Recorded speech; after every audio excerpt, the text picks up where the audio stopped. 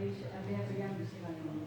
Pentsa kale, bi kaletik portutxo bat, edo ez dakizela, baina egon da portutxo. Aparkaletik puta bat. Bai, bestela usten dugu doble fila, konsilie gelditzen dira, eta multira, basoia, vuelta eta multira. Hori alde batetik. Gero bestetik, nik egia esan da, ez dakit ondo atorren orain, baina nik kanpoan bizi izanez eta hori segitzen dut. Eta espainiatzen naiz, bai egia dela,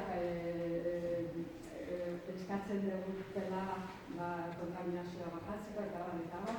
Baina ez da orduan hasiko gara arazoa muinetik begira, ez? Ze hau nire ustez pekatxoa.